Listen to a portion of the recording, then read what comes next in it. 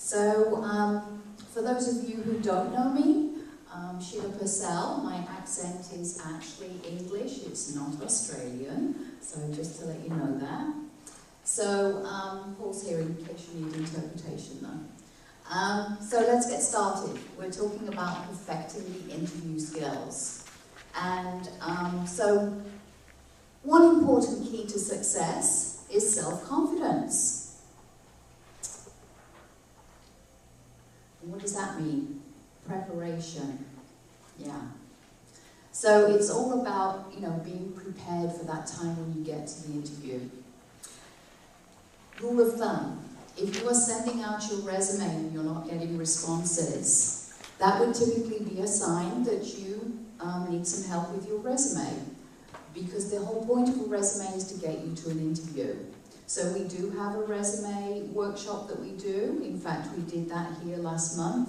And we do it on a regular basis over at the Tri-Valley One Stop. So if that's something you're interested in needing help with, then of course, you can contact us at the One Stop, because I'm not sure when we'll be doing it here again at the library.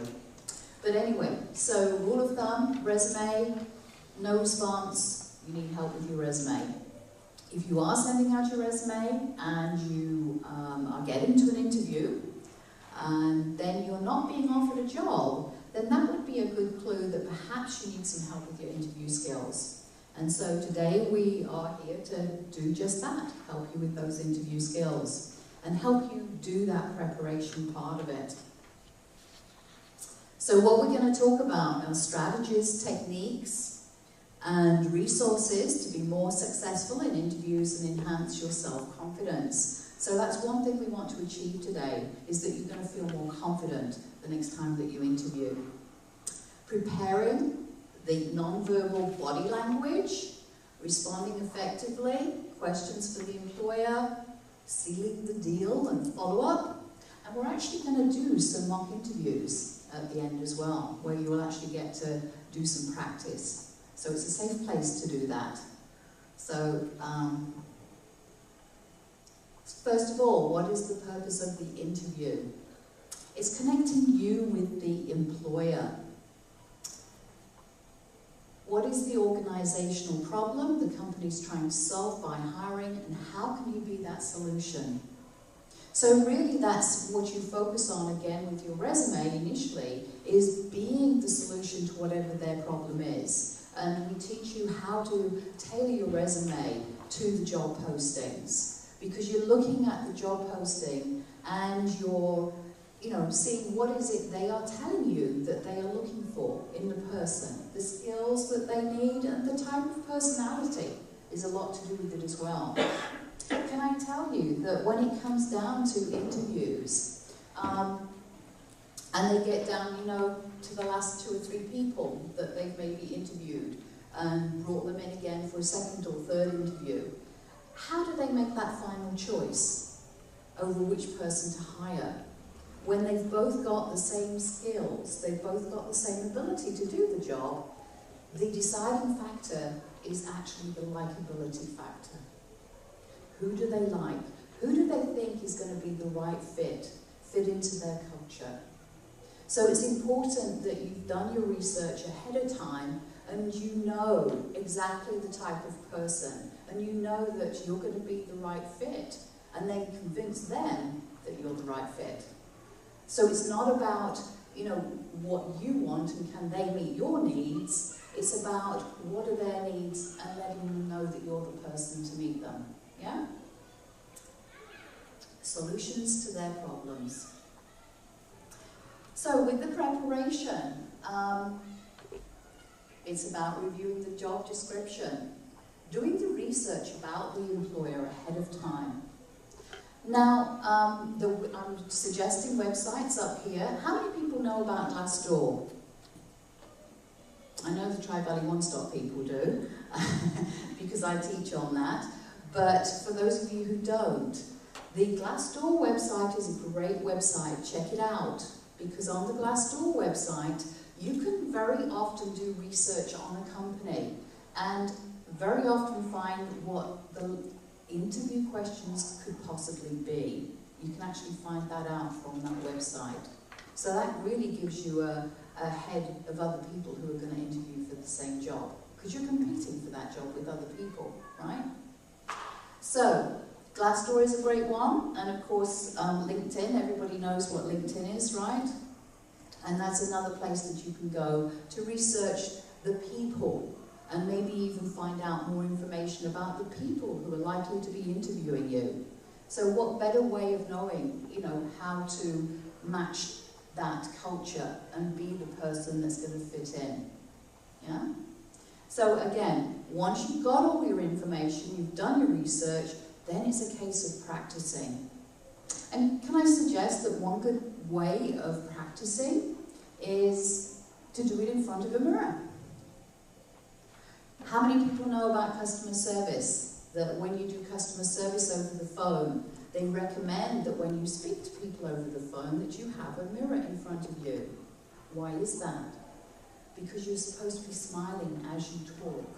Because your smile gets translated through your voice to the other person on the other end of the phone. So, this is how you get to be confident in an interview.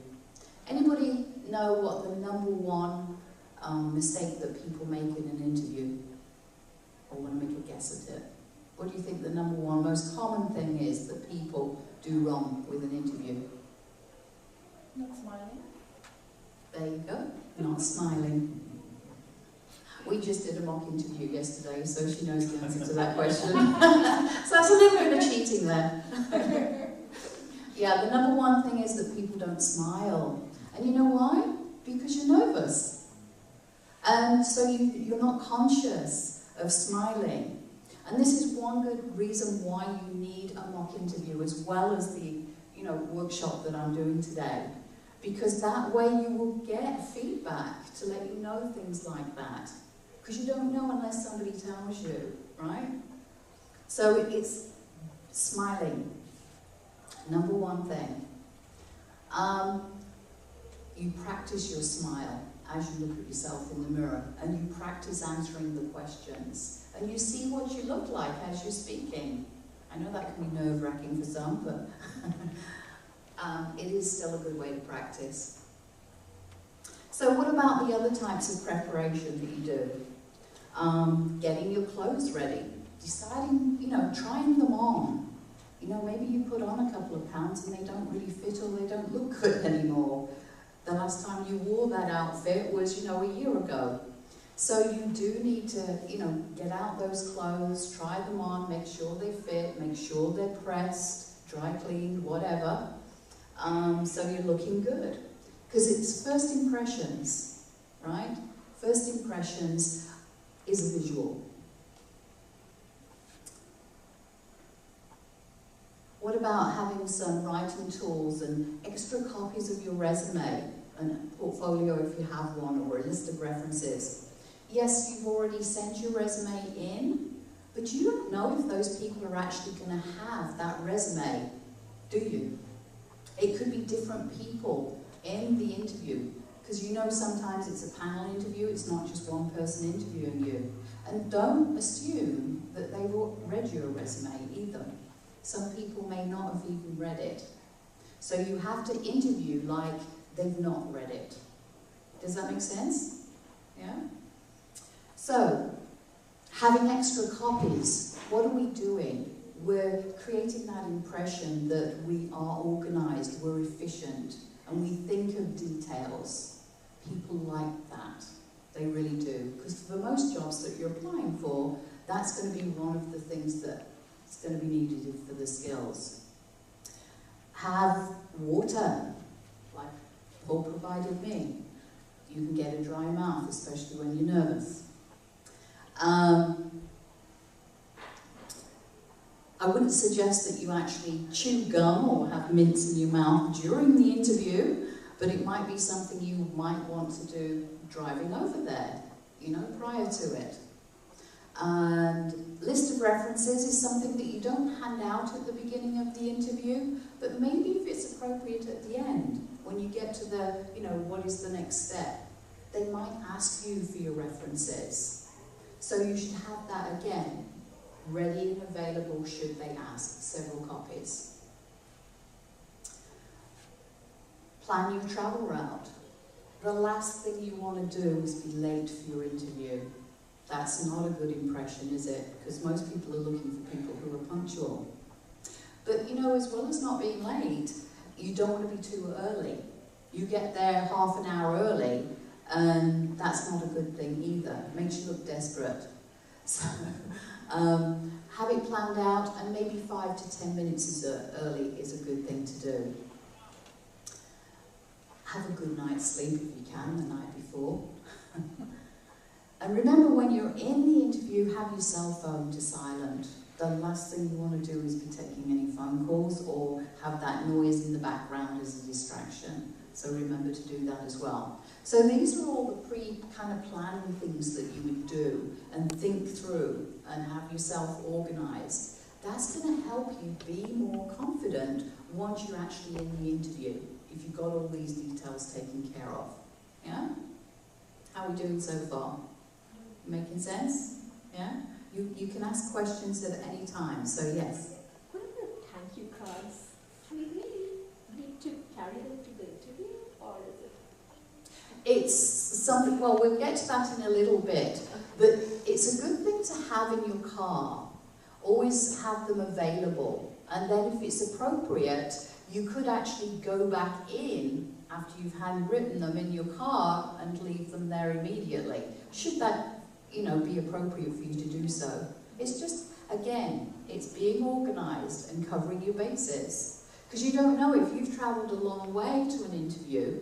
I mean, some people do. Maybe it's an hour drive to go somewhere for an interview. You're not necessarily going to want to have to do that drive again the next day to take a handwritten thank you card, are you? So, again, it's covering your bases, it's being prepared. If it's appropriate, you have it there. If it's not, that's okay, take it home. Okay, so let's talk a bit more about some of those common mistakes. Not preparing for behavioural questions, and we're going to talk about what those are in more depth. So we'll get to that in a few minutes. Rushing, being careless and sloppy. You don't want to arrive at your interview with, you know, all sweating because you've been rushing and looking, you know, like you're exhausted and panicky or anything like that. You need to arrive relaxed. You only get a few seconds to make that first impression, don't you? And usually it is, you know, very much a visual one. So, dressing inappropriately, and of course if you've done your research about the company, then you will know the appropriate dress. So for example, Safeway Corporate Office in Pleasanton, very traditional. And so for a gentleman, that would require a suit, shirt, tie, the whole bit. That's how they dress. But if you were going to Google, you look totally out of place, because they're a jeans and t-shirt type company. So again, this comes to your research to know what's appropriate. Do you need to be totally dressed in a suit, or can it be business casual? And we'll get to talking about that a little bit more as well. Arriving late, that's a no-no. Not knowing anything about the company. I had a client one time call me up. She was going for an interview, and she said, what do you think would be some good questions to ask them? I was thinking of asking them, you know, questions about their company. And I said, actually, that's probably not a good thing to do, because you should have done your research ahead of time and impress them with your knowledge that you already have about their company. So does that make sense? Not listening and not paying attention. So allow the interviewers to be the ones to lead the interview and pay attention to each one of them if there's more than one there. And if you don't listen, then you're not going to know how to answer the questions appropriately. Oh, bad-mouthing past employers or being negative. That's a no-no. Because nobody wants, if you're bad-mouthing your previous employer, then they know you're the same type of person who's going to bad-mouth them. So they don't want to hire that kind of person. They also don't want to hire negative people. People like to be around happy, positive people. So you need to be that happy, positive person when you get to your interview, right? So that, again, you're saying, hire me. You know, I'm fun to be around. I'm a nice person. So that's the message you need to be coming across with. Oh yes, this is a big one. This is probably the second after not smiling. I would say this is probably number 2, where people get into rambling and talking too much. Why? Nerves.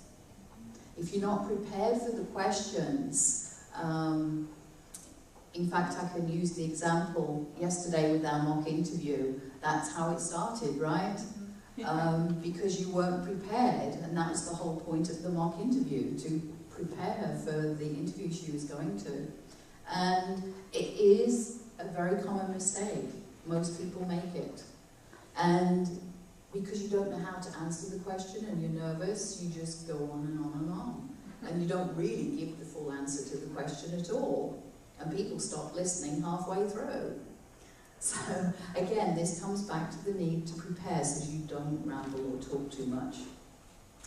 TMI, giving too much information, that's another one. You can overshare.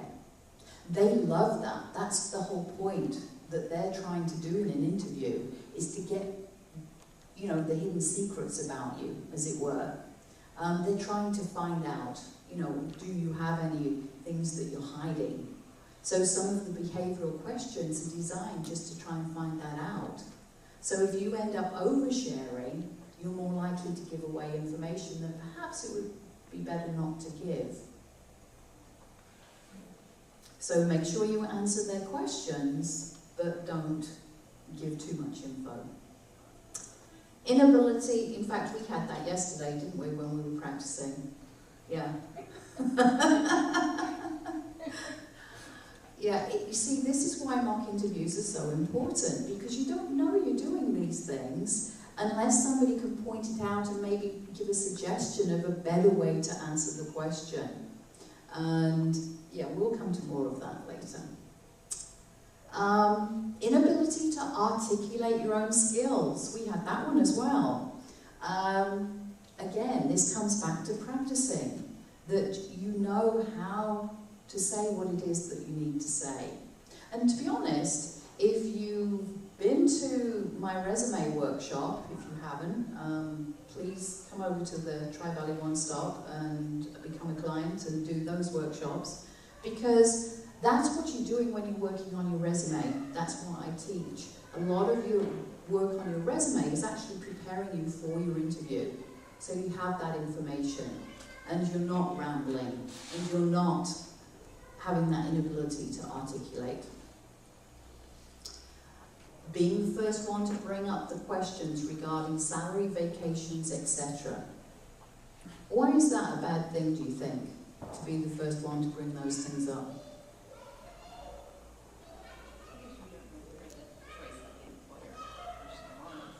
Right, because you don't know that you've been chosen yet. Yeah.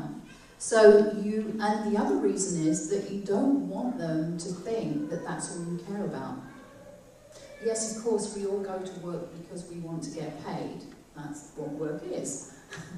But you also don't want to give the impression that it's all about the money. You want to be given the impression is, you know, when you interview, that you actually are very interested in the work and even passionate about the work that the company does. That, again, is what they're looking for. Or are you going to be that person who's just doing the minimum amount of effort? That's not who they're looking for. They're looking for the people who are really going to enjoy what they do. And when you enjoy what you do, you tend to excel at it. And you do more perhaps than you have to, just because you want to do a good job. That's what they're looking for, people of excellence. Yeah? Not practicing or doing a mock interview. We just talked about that. And yeah, the number one thing, not smiling. So we need to practice the smile. Okay, any questions on that before we move on? We are going to get into more detail on some of the things though. All good? Okay, interview styles. There's lots of different interview styles now, and one of your handouts, tips for a successful interview. And if you turn over to the back side of that handout, you'll see a lot of information here on the different types of interviews and some tips for that. So that's a good handout to refer to and read later. How many people have experienced a telephone interview? Yeah. Telephone interviews sometimes can be even harder than an in-person one, I think, because you can't read the other person, you can't see their face, it's only through the voice. But when you get to the actual interview now, there's so many different types because of the technology. You know, some of them are Skype interviews now, and some of them very often are going to be, you know, the panel style interview where there's several people interviewing, not just the one person interviewing. So again, it's all about preparing yourself that you are going to be able to interview in whatever type of interview style that they choose, because they choose, not you, how they're going to do it. You know, and in some professions it might even be a lunch or dinner interview. A suggestion I would say to that one is, if you're eating, be very careful on your choice from the menu. As we know, some things can be pretty messy to eat, and that's not going to give a good impression if you're dribbling it down your shirt. So, again, referring to the handout to get more details on that, specifically on those types of interviews. Oh, excuse me. Yes. Lunch dinner interview. Yes. Just a comment. Probably shouldn't drink during that. Also, frequently, well, seriously, frequently, you know, people will have, if they do dinner all the time, they might have a cocktail. Probably not a wise thing to do. Right? Good point. Yes. Yes, having alcohol might not be the best thing. In fact, that could be an interviewer ploy to give you a couple of drinks to get you to loosen up and to say all the stuff that you wouldn't say if you hadn't had a drink. So remember sometimes, you know, what's behind with the interviewer, you know, the reason they're asking the questions they're asking, and whether or not they're trying to, you know, delve deeper and catch you out type of thing, yeah? And so that would be one way of doing it, yeah. Having grown up in England and worked in England earlier in my life, that was actually a pretty common thing. I know not so much here, but yeah, back there it was. All right, so first impressions, smile, dressing the part, body language and eye contact. You know, that's probably the number one thing when you meet, is whether you look the person in the eye. That's very important. Anybody know why?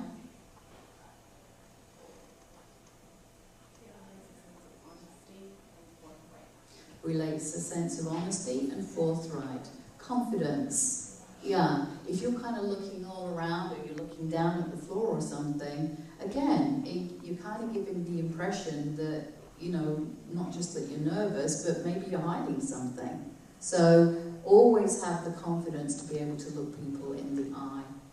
Not stare, you know, make them think like, you know, you're a weirdo, but... And what about the handshake? Firm handshake. What about if it's over firm and you crush their hands? Ever had somebody do that with you? And it's like, ow! Yeah.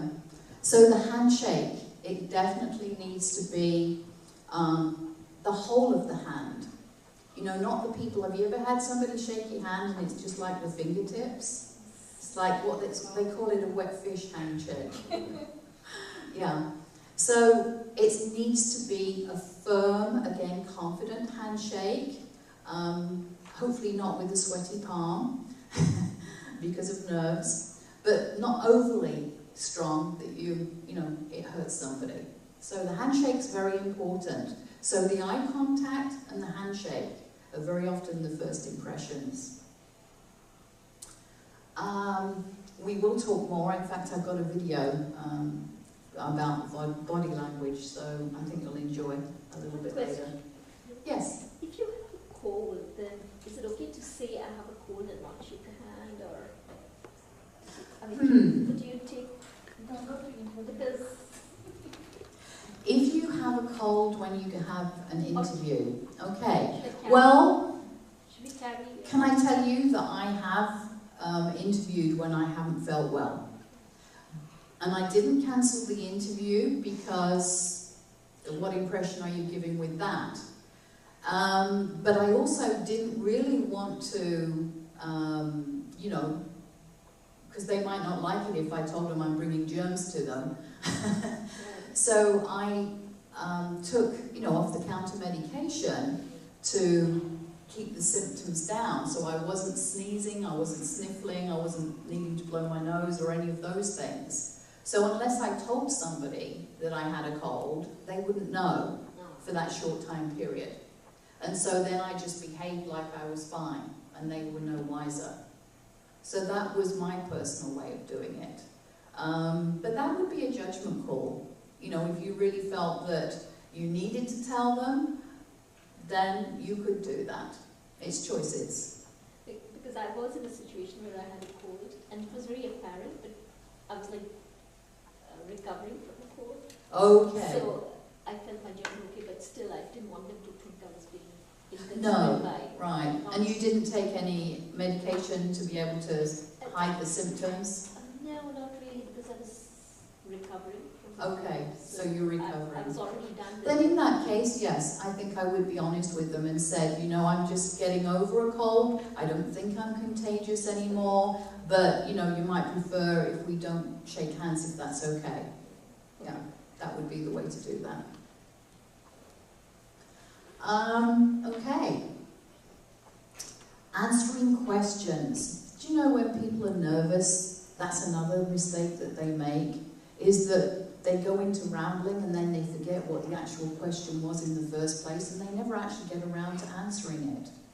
And some methods of interviewing, they actually have a scoring procedure.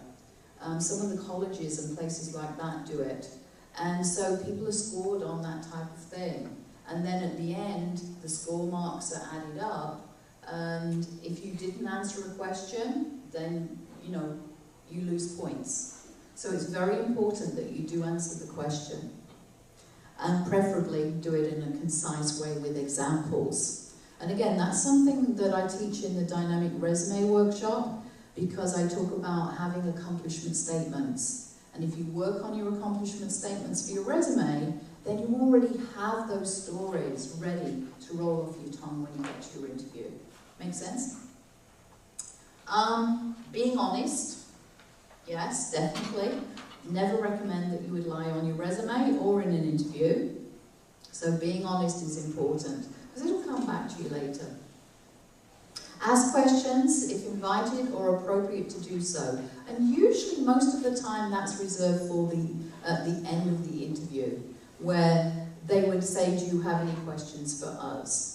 But again, like I said, you would be better to ask questions that are more specific perhaps to the job, but not about the company or anything that you should have researched and know the answers about. So again, this is the visual of the good handshake, I'd say, pretty much like that. So we talked a little bit dress code. So business casual is very often how a lot of people go here in California.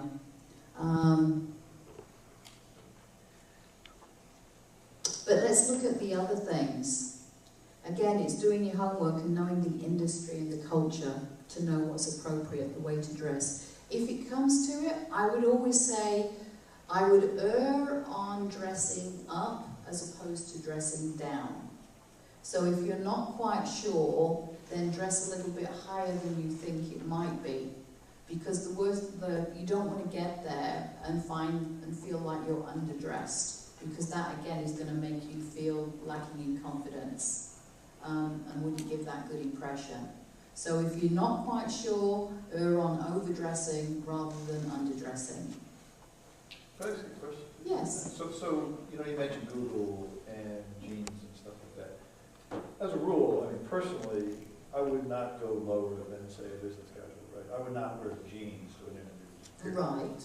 So even though everybody there kind of does it, right, you'd never do that, right? No, I wouldn't recommend, even at Google, that you would wear jeans, no. Even though you know that's the culture. So again, that's an example of at your interview. I mean, sure, once you've got the job you would, but again, at your interview, you would be a little bit above that. You're showing Yeah. respect for the company. Yes, but then don't, do the full suit thing and look like you're totally out of place. Yeah.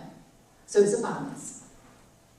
And, doing the dry run, like I said, trying the clothes on, feeling comfortable in them. What about the hair, making sure, that you've had the haircut or, coloured the roots or whatever it is you girls have to do. So, the hair's important. And please do not wear sunglasses indoors. And I have to say, it's one of my pet peeves when I see people do that anyway. But it's like, what are you hiding? You don't need them on when you're inside.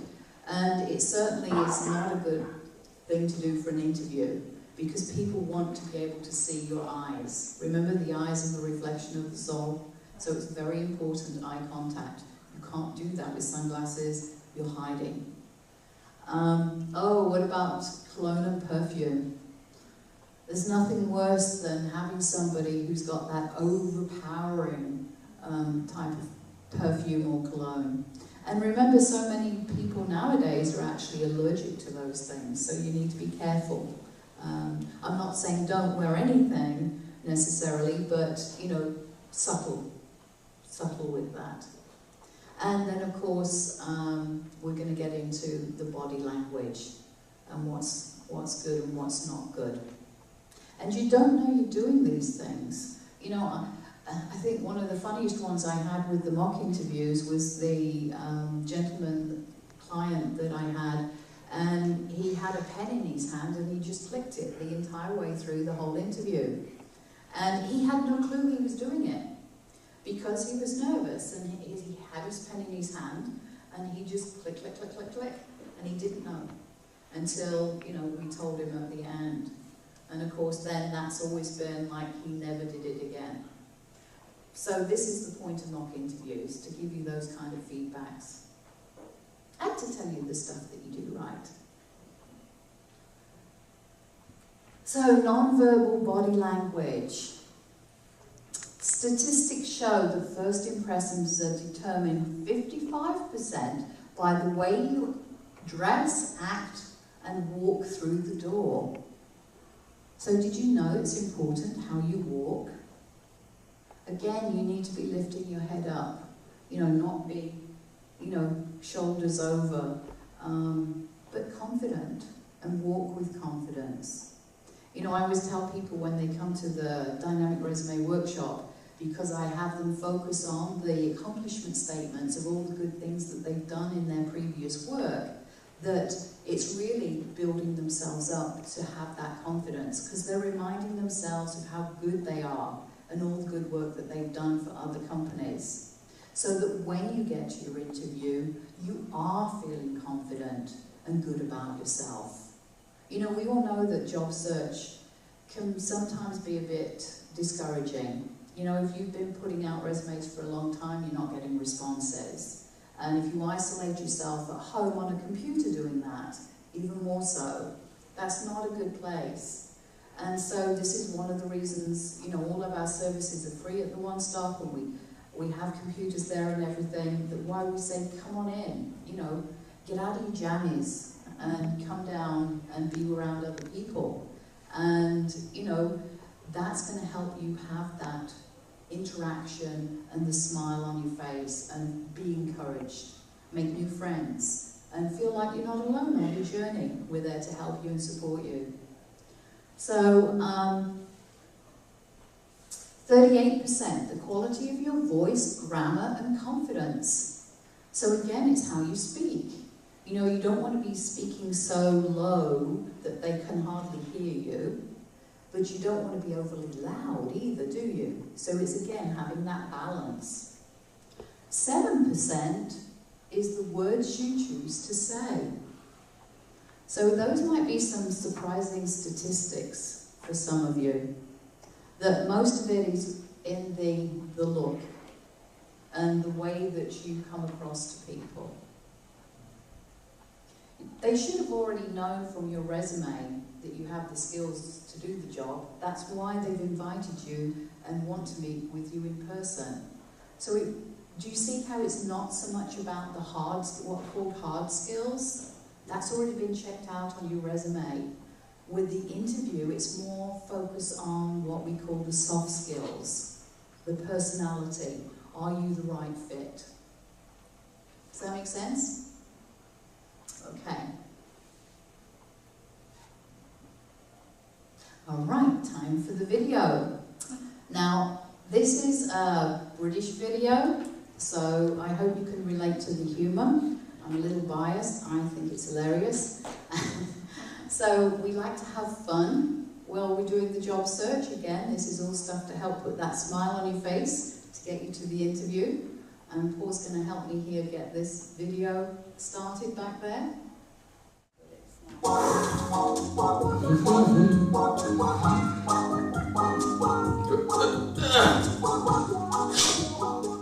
So, you're off to your job interview.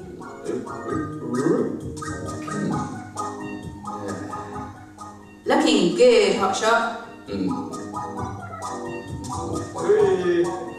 It's not just about having the right gear, though. Maintaining good body language will help you secure that job interview and make the right impression, without saying a word.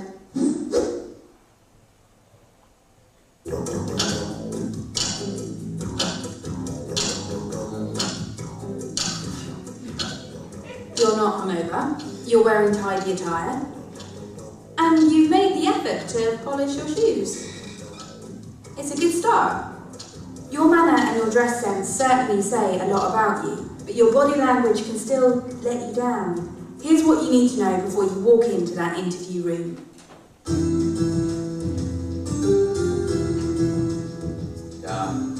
It's always difficult greeting someone for the first time.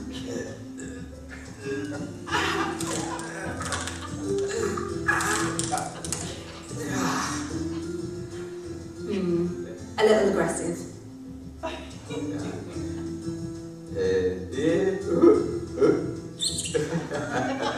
Your interviewer knows you want the job, so don't astound them with an overconfident gesture. Avoid nose flicking, high fives, air kisses or jazz hands. Play it simple and mirror their handshake grip to avoid dominant vibes.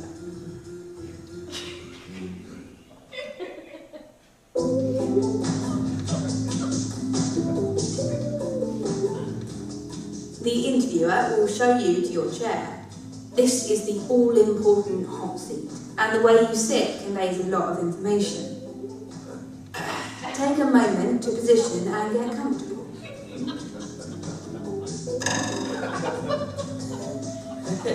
But not too comfortable.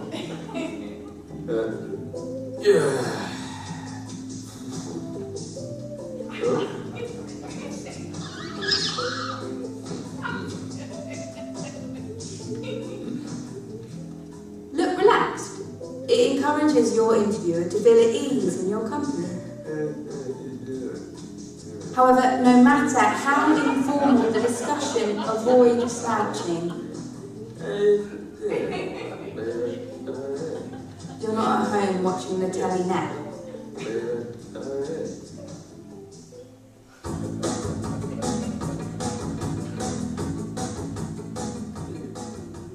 An interview is not the time to come over all shy and retiring.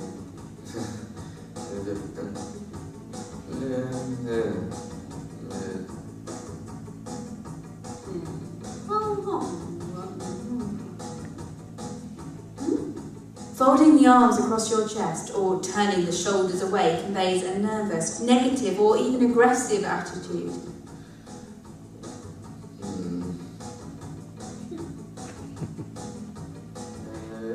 That's it. Use your upper torso to define an open and honest attitude. Keep the back straight and tilt slightly forward to demonstrate interest.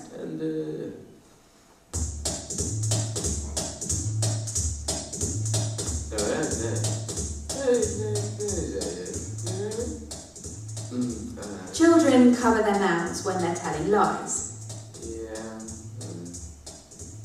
As we get older, this subconscious habit turns into nose touching, cheek brushing, or the tweaking of the tool shed.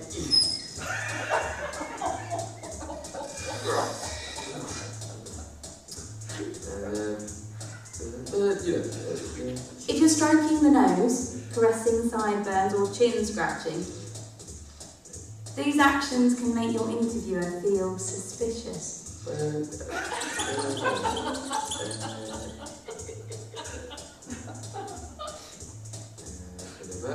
Right.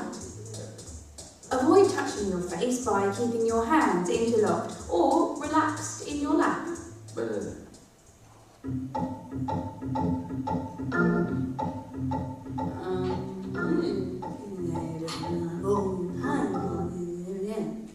It's important to concentrate during your interview. Stop constant eye movement or repetitive looks to the floor or ceiling. By moving the eyes around the room, you risk looking devious, apprehensive, or just plain bored.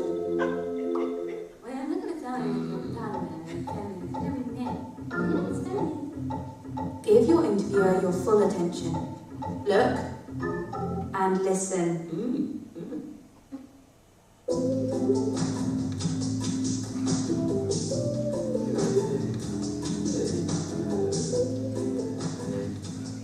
During the interview, don't transfer your butterflies into reflexes like fidgeting.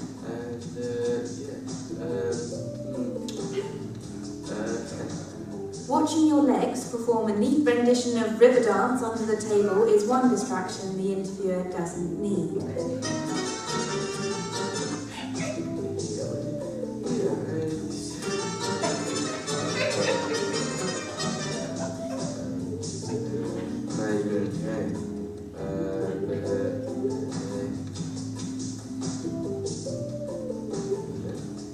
Channel nerves into simple yet elegant hand gestures to endorse what you say.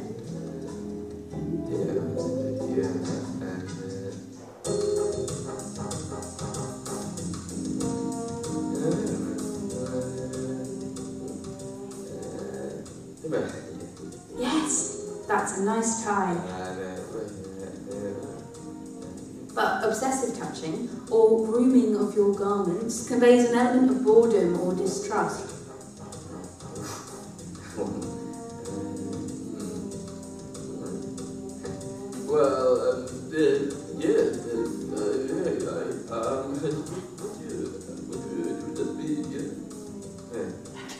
Even if you're certain there's a speck on your clothes, leave it alone.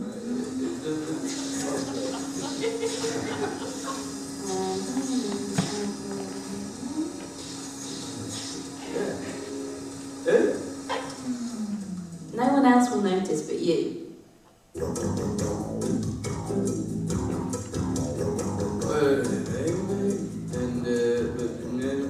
Keep your eye contact true and steady. But remember to blink. An interview can be intense, so avoid adopting a serial killer stare. Instead, create an imaginary triangle on your interviewer's face and look within that zone. Try not to drop your gaze below the triangle though. Any further south and things start to get a little intimate.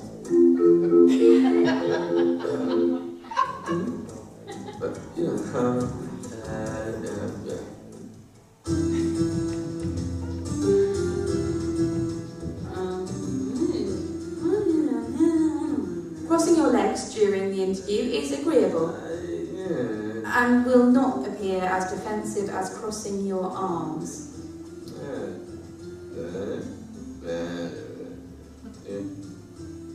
It's useful if you point to the interviewer with your knees or your feet. This will help you position your body so you're focused on them alone. But don't overdo it.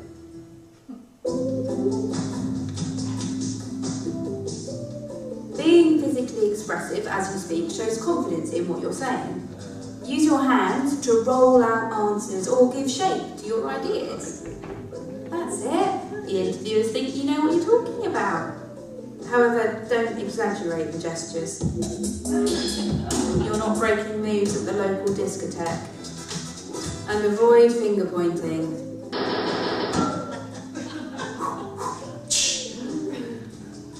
Instead, motion with your hands palm up, as this signifies an offering gesture.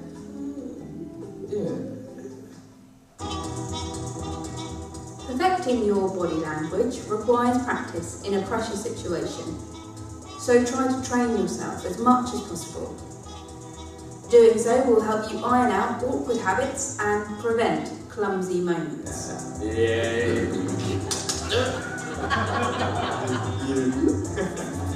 Love it. That's great of you guys. Cheers. See you later.